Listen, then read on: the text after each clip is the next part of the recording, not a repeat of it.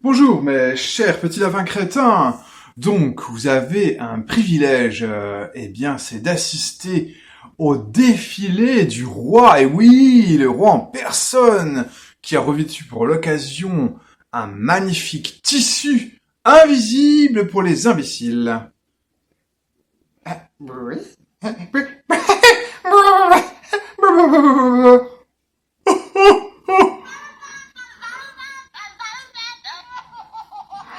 Oh, oh, oh.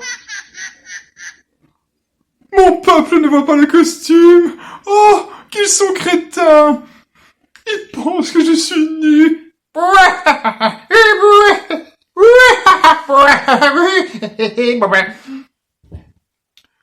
Salut, messieurs, mesdames, personnes non binaires. Aujourd'hui, un gros sujet. On est sur la suite de cette série sur l'harmonie à la table de jeu de rôle.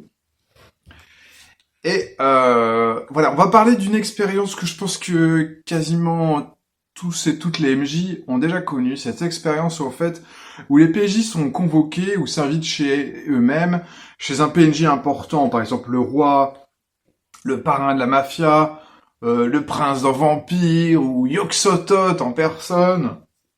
Et en fait, il se passe quelque chose d'imprévu, enfin bon, ça devrait pas être si imprévu avec le temps, c'est que au lieu de se prosterner devant le roi, au lieu de lui parler avec déférence et d'obéir à ses ordres, ben qu'est-ce que font les PJ? Ben, ils se mettent à lui parler mal, en mode non, je ne te respecte pas, ou encore oui, bah le roi, moi je lui chie dans le cou. Voilà, au revoir ma monétisation. Voilà, pourquoi on va parler de ce problème? Parce que ça ressemble comme ça un petit peu à un marronnier, à une discussion totalement bateau, mais en fait, c'est vraiment un sujet beaucoup plus profond qu'il n'y paraît, et tu vas voir que ça va brasser en fait tout un tas de thématiques autour du jeu de rôle. Et enfin, j'ai un script de 4 pages, donc en plus je pense que ça va être long pour un sujet qui a l'air pourtant complètement débile, quoi. Et le fond de ça, en fait, le fond de ce sujet, c'est qu'on sait pas vraiment comment jouer au jeu de rôle. Les avis divergent sur absolument tous les sujets. Et cette histoire, voilà, des PJ qui veulent chier dans le cou du roi, eh bien, c'est très très révélateur de ça. Bon bah, d'un côté, on pourrait dire que les PJ sont libres et que s'ils ont envie de s'ils ont envie de manquer de respect au roi, bah, un grand bien leur fasse. Et en fait, là, on peut parler d'un concept qui s'appelle la gentilité. C'est un concept d'anthropologie, je crois. La gentilité, donc en deux mots, la gentilité, c'est grosso modo la capacité d'un groupe de personnes, d'un groupe dominé, à résister aux injonctions d'un groupe dominant. Donc par exemple, la capacité d'ouvriers à résister à leur patronat, ou la capacité je sais pas, de consommateurs, consommatrices à résister aux injonctions du marketing, par exemple. Et en jeu de rôle, en fait, ce terme de gentilité, il pourrait nous servir, en fait, à exprimer la capacité ou encore la légitimité des joueurs en tant que groupe, hein, donc, je sais pas, parce que, eh bien, à s'opposer à la volonté de MJ, ou à s'opposer au jeu, tout simplement, quoi. Et à casser les codes, en fait, que MJ ou le scénario ou le jeu essaierait d'instiguer, qui serait donc ce fameux code de vous êtes en face d'un PNJ important, vous devez le respecter. Et donc cette gentilité, elle passe par l'attitude des personnages, mais on peut aussi y voir en fait une guerre pour la narration, une forme de narration partagée forcée. Donc ça, on reverra en détail dans une vidéo apparaître qui s'appelle Hack ton MJ en partageant la narration. Mais je vais vous donner un exemple qui est tout à fait dans le thème. Cet exemple, on l'a trouvé dans un article de Greg Pogorzelski qui s'appelle « Le chambellan qui pue ».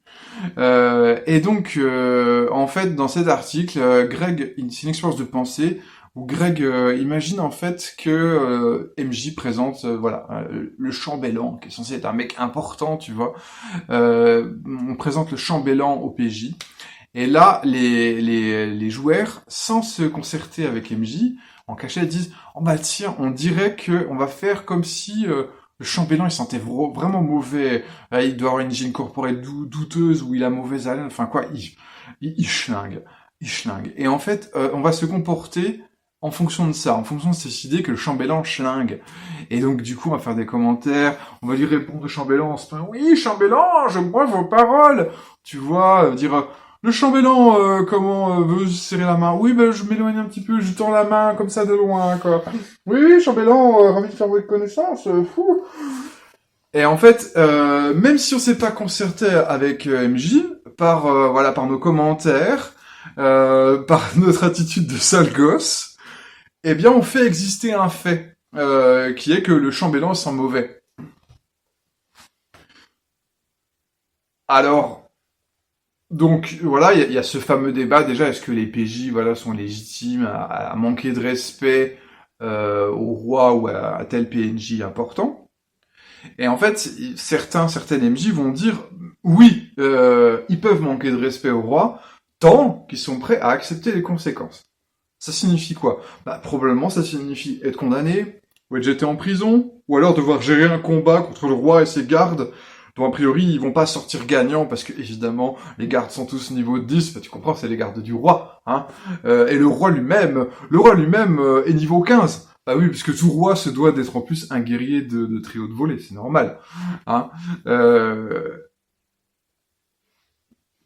C'est là en fait où on va avoir un problème avec la politique de liberté d'action des personnages. Donc, je te renvoie à la vidéo justement sur la liberté d'action des personnages.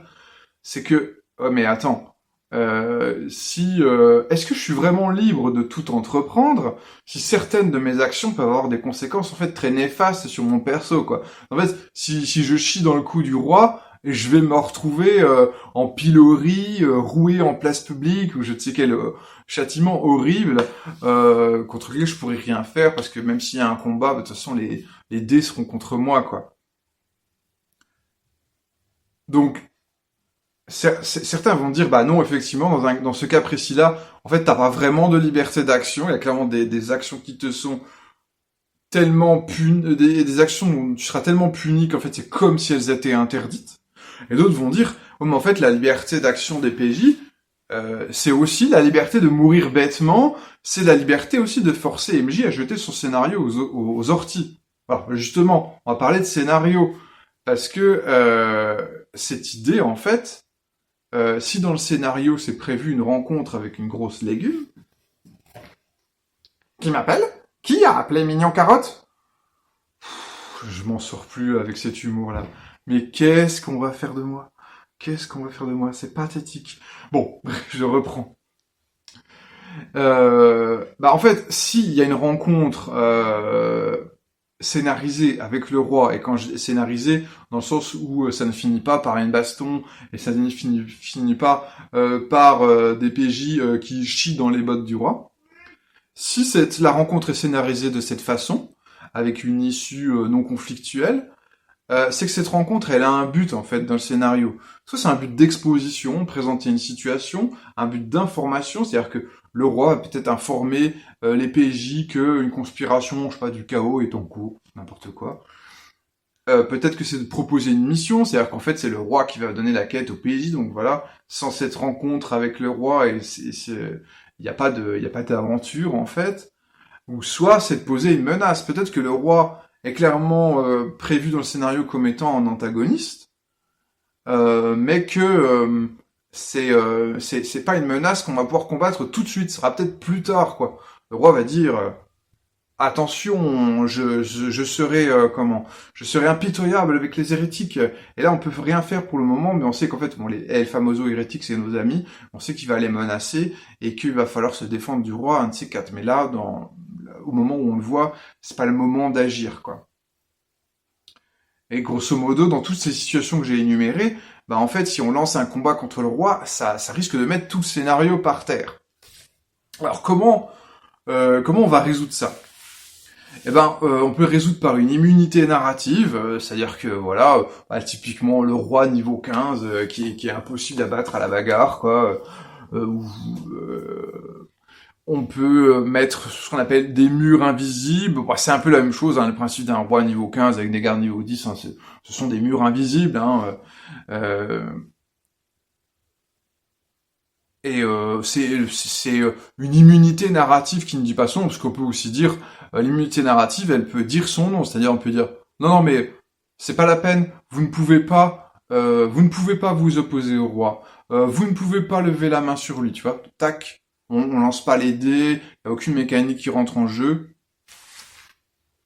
Là, c'est ce qu'on appelle un dit du MJ. C'est une forme en fait de prise de pouvoir du MJ qui dit non, ça, vous pouvez pas faire. Voilà, c'est pas prévu, c'est pas mappé, c'est pas possible. Euh, en fait, voilà, il faut rappeler que dans le jeu de rôle traditionnel, tout ce qui arrive ou n'arrive pas dans une partie reste sous le contrôle de MJ. En fait, si à part cas de MJ entre guillemets laissant une place importante au hasard, mais à part ce cas précis-là, eh bien, si le MJ vous laisse prendre une décision, vous laisse prendre une initiative, c'est parce qu'il est bien d'accord. C'est-à-dire que si vous insultez le roi, si ce fait arrive, c'est que MJ était d'accord. Si vous réussissez à un combat, si vous gagnez un combat, c'est que MJ était d'accord. Et inversement, si vous n'avez pas, enfin si vous ne pouvez pas insulter le roi, c'est parce que MJ ne veut pas. Si vous ne pouvez pas gagner un combat, c'est parce que MJ ne veut pas. MJ en réalité a un contrôle à nouveau, sauf qu'à MJ justement jouant de façon un peu moins traditionnelle, essayant moins de protéger son scénario ou sa vision de la bonne histoire. Mais si vous êtes face à un MJ conteur, et ben voilà, tout ce qui arrive ou n'arrive pas est de sa pure volonté, quoi. Et les lancers de dés, les idées des PJ, tout ça, c'est du décorum. Bon évidemment, tout ça manque quand même un peu d'élégance, ça peut quand même créer des frictions. Donc on pourrait y préférer un contrat de table. C'est-à-dire, voilà, contrat de table qui peut être au départ, bon, pour des raisons, moi je vous propose de ne pas attaquer les PNJ importants du lore dans un premier temps, vous n'avez pas le droit, ou tout simplement être cash en disant, s'il vous plaît, ne fichez pas mon scénario par terre. Il y a plein de choses que je vous accorde d'avoir le droit de faire, mais si vous commencez à attaquer le roi à l'épée Vorpal, eh bien, ça fiche mon scénario par terre, donc s'il vous plaît, ne le faites pas. On peut aussi parler de sécurité émotionnelle pour MJ. C'est-à-dire que un MJ a le droit de carte Xer une action de PJ. Pas dans le but de préserver son scénario, mais dans le but, quelque part, de sa propre sécurité émotionnelle. Bon, alors je sais qu'on est tous des gauchistes, anarchistes, anti-royaliste dans l'âme, et que donc du coup un roi je sais pas, le pape ou le parent de la mafia, toutes les figures d'autorité sont indignes de respect et que ça devrait être cool de les bolosser, tu vois, pour une partie de jeu de rôle. Mais peut-être que MJ a mis des affects positifs sur ce PNJ. Peut-être que dans sa tête, je sais pas, c'est un bon roi, un roi de conte de fées qui est vraiment gentil et tout, qui fait le bien, qui est préoccupé, enfin voilà, enfin un bon tyran entre guillemets, un tyran éclairé, et que dans ces circonstances, MJ n'a pas du tout envie de voir son PNJ labouré, tu vois, par l'hubris des PNJ, quoi. Ou ça peut être une figure d'autorité un petit peu moins discutable, dans le sens, je sais pas, un président, une présidente élue démocratiquement. Voilà, je sais pas, peut-être que MJ estime que cette personne, elle est légitime dans ses fonctions, qu'elle a ces fonctions-là par le mérite et par l'approbation du peuple, et que par conséquent, ça lui va peut-être lui faire un peu mal aux fesses que les PJ décident, parce que eux, c'est trop des rebelles, tu vois, que les PJ décident de rouler sur ce gentil président, ou ce gentil chef de communauté, et ainsi de suite, ou genre, enfin, tu peux mettre au féminin aussi, hein, bien sûr, un roi, une reine, et ainsi de suite. Bon, voilà. Je vais pas faire l'écriture inclusive à chaque fois, mais tu mets-toi dans la tête que ce PNJ peut être une PNJ.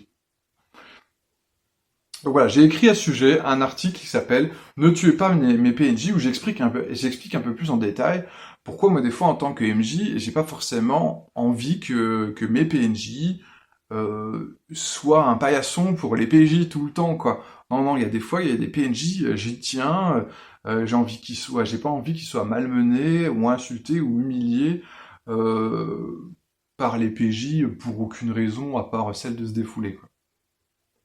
Bon, on va aussi se poser la question de la cohérence. C'est-à-dire que, dans un univers, mettons par exemple médiéval fantastique, où il y a une très très forte hiérarchie, ou dans un univers de polar noir, où par exemple, le parrain de la mafia, c'est un type vraiment redoutable, et si tu dis ne serait-ce une insinuation un peu blessante à son égard, tu peux te retrouver les pieds coulés dans le béton. On pourrait se dire que les PJ, en fait, n'auraient jamais l'idée de se rebeller. Et qu'en fait, cette idée, le parrain de la mafia, moi, je suis dans le coup, de toute façon, je le respecte pas, et tout, si je l'insulte, je traite sa maman, tout ça. En fait, c'est plutôt une idée de joueur. C'est-à-dire que, dans la fiction, le PJ pourrait pas avoir cette idée, vu son rang, vu l'écart de pouvoir entre lui et ce fameux gros PNJ. Et que en fait les joueurs se baseraient un peu sur des bases contemporaines de un esprit entre guillemets de liberté, d'égalité, je sais pas quoi. Enfin entre guillemets cette idée que on pourrait nos envies bien légitimes de justice sociale dans le monde contemporain nous donnerait envie de se défouler en jeu de rôle en éclatant en fait toute figure d'autorité qu'on pourrait rencontrer quoi. Donc voilà, mais le problème c'est que c'est des idées des joueurs, c'est des idées que concrètement les personnages, eux, ne pourraient pas avoir vu leur contexte d'existence, et vu que le fait que contrairement aux joueurs, les personnages, s'ils font des actions, les conséquences, ils les payent éventuellement de leur vie ou de la vie de leurs proches. Et donc peut-être que tout simplement les joueurs n'ont pas bien conscience qu'un personnage cohérent ne prendrait pas ce genre de décision suicidaire. Ça peut être entre guillemets un problème si la cohérence est quelque chose d'important pour toi à une partie de jeu de rôle. Et du coup, dans ces cas-là, justement, est-ce que MJ est légitime à balancer cette fameuse phrase « ton personnage ne ferait jamais ça ». Tu vois, cette, entre guillemets, intrusion suprême dans ce qui est, entre guillemets, le précaré des joueurs, leur personnage, de dire non, mais en fait, ton personnage, il insulte pas le roi, parce que ton personnage, il ferait jamais ça. Est-ce que c'est abusif, d'employer cette phrase, de prendre ce pouvoir-là on peut considérer que c'est une approche un peu paternaliste, ou un peu intrusive, et que du coup, si on voulait respecter la liberté d'action, je reviens là-dessus, c'est que, ok, t'insultes le roi, pas de souci, tu es libre comme un oiseau, fais donc ça. Mais si je laisse en fait les PJ faire n'importe quoi, mais qu'après je fais payer le prix fort, c'est-à-dire mais oui, mais tu peux insulter le roi. A few moments later, les PJ sont sur le pilori, on leur jette des fruits pourris. Bon, en fait c'est tout autant paternaliste, c'est tout autant intrusif, entre guillemets de tout autoriser pour ensuite tout punir. C'est aussi intrusif que dire non mais tu fais pas ça parce que voilà c'est pas cohérent ou parce que si tu fais ça je vais être obligé de te punir très très très fort. Alors du coup c'est quoi l'argument qui plaide le plus en la faveur de pouvoir se faire ce genre d'imprudence, c'est-à-dire manquer de respect à un PNJ important alors que clairement on n'a pas le niveau pour faire ça? C'est ce qu'on appelle l'agentivité, le fait que les joueurs, via leur personnage essentiellement, ont une capacité d'action sur la fiction en fait. C'est la liberté d'action, en gros c'est quasiment synonyme, hein. Mais concrètement,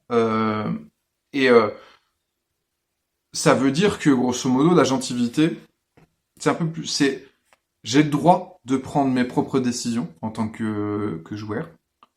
Et c'est si je décide que mon personnage fait une chose, il arrive à faire cette chose. Mais voilà, ou en tout cas, il a d'excellentes choses, il a de grandes chances d'y arriver. Mais concrètement, l'agentivité pure, l'empouvoirment total, c'est un petit peu hors sol. C'est-à-dire que si le personnage peut tout tenter, sans limite, sans cohérence, sans logique, et voire même qu'il peut tout réussir. Ok, t'insultes Sauron, pas de souci, tu peux insulter Sauron. Tu veux lui péter la gueule, mais tu le fais avec un petit doigt, c'est ok. Est-ce que ça a encore de l'intérêt de jouer en fait? Voilà, donc je te renvoie ma vidéo sur les MJ bisounours. voilà, est-ce que parce qu'en fait si chaque adversité peut être voilà entre guillemets démolie sur une simple déclaration des joueurs, est-ce qu'il y a encore un intérêt de jouer? Moi je pose la question, ça reste une question ouverte, mais je pense que la plupart d'entre nous on va dire que non, ça n'a pas d'intérêt à moins d'être sur des formes de JDR très particulières, quoi. Alors, du coup, est-ce qu'on pourrait un petit peu tempérer cette agentivité? Est-ce qu'il y aurait une juste agentivité? C'est-à-dire un bon équilibre entre droit et devoir des joueurs?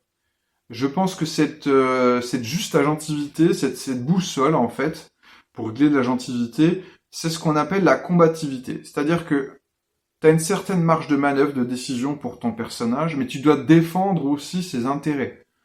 C'est-à-dire que tu dois un peu t'immerger dans la façon de penser du personnage et dire voilà, mon personnage, il manœuvre pour atteindre ses objectifs, éventuellement aussi pour préserver son intégrité. Après, il y a un arbitrage entre préserver son intégrité et atteindre ses objectifs, hein, donc c'est à lui d'arbitrer, quoi. Et dans ce paradigme-là, même si tu détestes le roi, tu vas pas forcément vouloir le fight en frontal. Tu vois, même si, je sais pas, l'objectif de ton personnage, c'est de renverser la royauté, ok, mais au moment où il rencontre le roi, il n'est pas préparé, il est en sous-nombre, le roi est niveau 15, les PNJ sont niveau 10, ben en fait, si tu veux jouer les intérêts du personnage, il va pas le faire. Il va ronger son frein et dire bon bah je vais attendre une autre occasion. Là clairement, je n'ai pas la marge de manœuvre. Éventuellement, je peux réussir à faire une petite piste. Voilà, je peux refuser un don en argent du roi, je peux faire preuve d'une certaine indépendance d'esprit, je peux essayer de placer une critique sous forme d'un jeu de mots ou d'une métaphore. Mais voilà, dans un premier temps, j'irai pas plus loin et j'attendrai mon heure, j'entendrai une meilleure occasion pour vraiment, effectivement, porter un coup fatidique au roi. Donc, alors, voilà, ceci dit, ce respect-là de la combativité, ça vaut que si, en tant que joueur, tu prends une décision qui reste en cohérence donc avec ton concept de personnage, quoi. C'est-à-dire que voilà, par exemple, si ton personnage, tu décides que c'est un fervent anti-monarchiste et qui va renverser le roi, bah, est-ce que c'est vraiment cohérent avec tout ce qu'on a vu par ailleurs de ton personnage avant, avec ce qu'il y a sur ta feuille de personnage et compagnie, quoi. Donc après, bon, la question de la cohérence du personnage, est-ce que c'est possible? Je te renvoie à l'article de Christophe Buckley. Le personnage n'existe pas, quoi. Donc, un personnage, c'est une construction un petit peu malléable et tout, voilà, qui varie au gré des humeurs, notamment des joueurs. Et donc, la cohérence du personnage, c'est un truc qui n'existe qu'à la fin, quoi. Donc, bon. Ensuite, sur la combativité, l'idée c'est que un jeu qui respecte la combativité, un MJ ou un jeu qui respecte la combativité, doivent accorder des chances de réussite qui sont non absolues, hein, donc on peut pas toujours réussir ce qu'on entreprend, mais elles doivent être non nulles. À chaque tentative, en fait, il doit y avoir une certaine possibilité de réussite. Sinon, bah, on n'a pas de liberté d'action, on peut pas défendre les intérêts de son personnage si on se prend des murs invisibles et des immunités narratives à chaque fois, quoi. Et donc, du coup, mais quitte à éventuellement à employer des moyens détournés, c'est-à-dire que, ok, je peux pas renverser le roi juste en sortant mon épée et puis en l'affrontant en duel dans l'arène. Mais peut-être que je vais pouvoir réussir à le renverser en organisant des harangues populaires, en organisant un assassinat surprise, en faisant un complot de longue haleine, en faisant un coup d'État. Voilà, ça c'est des choses qui vont être possibles avec effectivement des chances de réussite au dé, voilà, qui soient raisonnables, d'autant plus qu'on fait des efforts et tout pour y arriver, quoi. Et dans ce paradigme-là de la combativité, ça veut dire que du moment que les PNJ s'en donnent les moyens, aucun PNJ n'est sacré, même les PNJ principaux de la campagne, même les PNJ dans les jeux historiques qui sont ou dans les jeux à lore officiel, même les PNJ canoniques doivent pouvoir tomber en fait si c'est la volonté des PJ et si c'est en cohérence avec leur personnage. Et donc là, je te renvoie à un autre article de Greg Pogorzelski où il parle de jeux historiques et il dit « Moi, je veux avoir le droit de tuer Richelieu. Si mon objectif, c'est de suriner Richelieu, eh ben, je veux pas qu'on me dise « Ah non, tu peux pas parce que Richelieu est un personnage historique, il a pas été assassiné, il est mort, voilà, de sa belle mort. » Non, non, non, non, c'est... moi, je suis désolé, je veux avoir des chances statistiques raisonnables de tuer Richelieu. Sinon, je joue pas. Bon, voilà, je te laisse faire ton jugement sur est-ce que cette position, elle est extrême ou pas, quoi. Voilà, est-ce qu'on vraiment doit avoir le droit de tuer tous les PNJ de la campagne juste, bah voilà, parce que c'est la liberté d'action.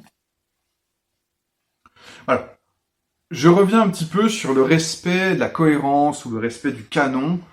Ça me semble important, en fait, quand même, que les PJ en tiennent autant compte qu'un MJ ou qu'un facilitateur, quoi. Donc, j'aurai une vidéo à venir qui s'appelle l'effet Glooby-Boulga, donc qui parle de la narration partagée, quand tout le monde a le droit de dire de mettre des choses dans la narration. Ben, si on n'a pas un souci commun de la cohérence, ça fait ce que j'appelle un Glooby-Boulga, c'est-à-dire que ça fait une fiction qui est totalement incohérente, voilà, bref. Totalement absurde, quoi. Donc si tu respectes, en fait, si tu respectes le MJ en tant que personne, il faut peut-être aussi respecter un minima la cohérence ou le canon. Alors bon, cette idée de Richelieu, je dis pas qu'il faut interdire de tuer Richelieu, mais il faut que là quand même il y ait une concertation claire et nette avec MJ pour savoir est-ce que on est voilà, est-ce que c'est ok, est-ce qu'on reste dans le canon si on tue Richelieu, mais que par ailleurs on respecte pas mal de paradigmes historiques en dehors du fait qu'on assassine Richelieu. Voilà, ça il faut en discuter. Parce que, voilà, moi la question que je pose, c'est que si les PJ ne respectent pas les PNJ, c'est peut-être parce que les joueurs ne respectent pas MJ. Alors, bien sûr, il y a des enjeux d'autorité. Il y a même des enjeux, quelque part, de rivalité, quoi. Et donc, MJ se doit d'exercer ce qu'on appelle une opposition bienveillante. Mais du coup, la contrepartie, pour moi, c'est que les joueurs se doivent de jouer fair play et doivent pas tenter d'humilier MJ à la moindre occasion ou d'exploser son scénario, quoi. Si MJ est une opposition bienveillante, eh bien, c'est pas une raison pour que les PJ en profitent pour faire absolument n'importe quoi. Mais d'un autre côté, bien sûr qu'on peut s'interroger sur ce qui motive MJ à mettre en place des PNJ qui seraient des figures d'autorité invulnérables. Et on pourrait peut-être faire un parallèle avec la volonté des MJ finalement d'user ou d'abuser d'autorité sur les joueurs. En tant que MJ, peut-être que si je mets en place des grosses légumes intouchables, c'est pour quelque part incarner le principe que moi MJ c'est moi le boss, tu vois, c'est moi le boss, il faut me respecter. Et mes PNJ c'est des grosses brutes, donc va pas me chercher quoi. Hein, toi tu t'écrases, t'es juste un PJ. Il y a des trucs qui tombent dans la maison, c'est les chats. C'est pas les chats qui tombent, c'est les chats qui font tomber des trucs. Bon, bref. Bon, il y a également des enjeux au niveau du genre narratif. C'est-à-dire que si on est dans un jeu... Ah non, attends, genre narratif, j'y reviens après. J'ai oublié un truc. Bon, alors bon, voilà. On peut trouver peut-être aussi sur la présence en fait de PNJ intouchables, on peut y trouver une interprétation un peu plus indulgente. Peut-être que ces PNJ ont un rôle à jouer, j'en ai un petit peu parlé précédemment, et notamment ces PNJ peut-être qu'ils sont là pour camper une adversité dont on ne saurait triompher qu'après une longue bataille, notamment dans le cadre du jeu à campagne. Donc je te renvoie à ma vidéo sur mes méchants, et dans une moindre mesure à ma vidéo aussi sur les mentors. Donc c'est pas que je veux pas que tu tues mon roi, c'est juste que j'estime que faudra le faire plus tard. Il va d'abord bien vous enquiquiner, et au bout d'un moment, oui, il n'y a pas de souci, vous pourrez le tuer, mais pas tout de suite. Il y a donc, comme je disais, également des enjeux de genre narratif. Si on est dans un jeu héroïque ou un jeu super héroïque, peut-être qu'effectivement les PJ pourraient avoir le droit de botter le cul de n'importe qui dès la première rencontre, juste parce qu'ils peuvent le faire, quoi. Mais si on est dans un jeu de rôle d'horreur, si on est dans un jeu de rôle du genre noir, un jeu de rôle simplement street level, bah non, ça devrait pas être si facilement autorisé, quoi. Alors, il y a un jeu qui, je trouve, qui résout ce problème de façon élégante, le problème de la confrontation avec les grosses légumes, c'est Hollywood. Donc Hollywood, c'est un jeu de rôle qui s'inscrit dans le genre du noir, justement. et où tu peux rencontrer, dans le bac à sable qui est présenté dans le bouquin, il y a tout un tas de gros PNJ que tu peux être amené à rencontrer assez tôt. Donc typiquement, parrain de la mafia, chef de la police, maire de la ville, tous des bons gros connards, bien corrompus, bien bourrins, bien méchants, que t'aurais envie effectivement de fumer dès la première rencontre, parce que de toute façon ça sent que c'est des bâtards, quoi. Pardon pour les mamans, pardon pour les familles, excuse-moi du terme. Mais bon, voilà. Mais tu ne peux pas forcément le faire dans Hollywood, en tout cas pas tout de suite, parce qu'il y a une règle. Alors, de mémoire, ça s'appelle la règle d'indice de tension, mais je suis vraiment pas sûr que ce soit le bon terme. J'ai cherché le grog, le nom de la règle n'apparaît pas, j'ai plus le bouquin. Voilà. Si tu as une idée du nom de la règle, dis-moi si c'est indice de tension ou pas. Mais grosso modo, il y a une jauge chiffrée.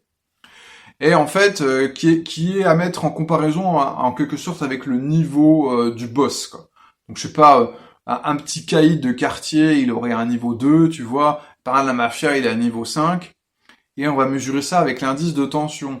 Bon bah si l'indice de tension de la scène est de 2 ou supérieur à 2, bon bah le petit caïd de quartier, si t'as envie de le taper, de jeter l'initiative contre lui, tu peux y aller, tu peux y aller. Mais toujours avec ce même indice de tension de la scène là de 2 ou 3, tu rencontres le parrain de la mafia qui est de niveau 5, tu ne peux pas décider de l'attaquer. C'est pas que tu peux pas réussir à le battre, c'est que tu t'as même pas le droit d'essayer en fait. Parce que en fait la tension sociale est encore trop intense, et encore trop verrouillée pour que ouais tu le rencontres, mais là tu sens que c'est pas le moment de le confronter, et donc tu vas pas au corps à corps avec lui. Et un moment plus tard dans le scénario ou dans la campagne, cet indice de tension il va monter à 5. Et si tu revois à nouveau le parrain de la mafia alors que l'indice de la scène est à 5, bah c'est bon, tu peux sortir ta Thompson et puis commencer à essayer de sulfater le parrain. Alors c'est pas dit que ça finira bien pour ton perso, mais t'as le droit d'essayer. Et je trouve que du coup cette idée que tu peux pas t'en prendre aux grosses huiles de la ville tant que l'indice n'est pas assez élevé, en fait, tant que t'en as pas assez bavé, tu vois, tant que t'as pas vu à quel point le parrain de mafia, c'est vraiment une grosse enflure, quoi.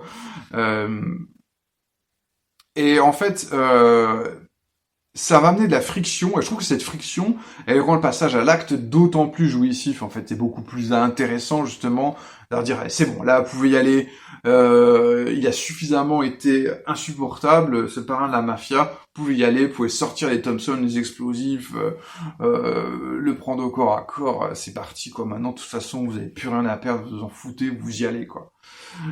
Donc, voilà, je trouve que c'est une règle qui résout vraiment, en tout cas, dans le cadre du genre narratif, notamment du noir, qui résout bien le dilemme qui est présenté dans toute cette vidéo.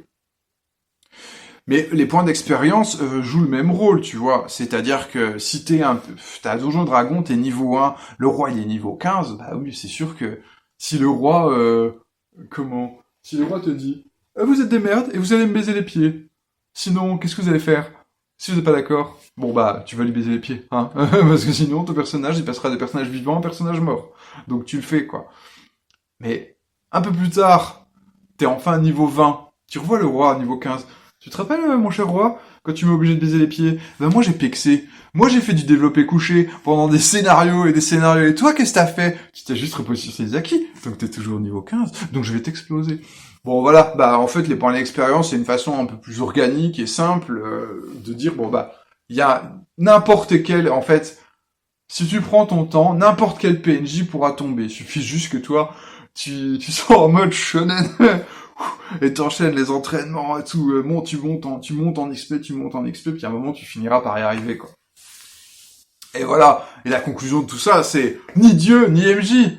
Salut, à la prochaine pour un nouveau sujet, toujours autour de l'harmonie au sein de la table de jeu. Bisous.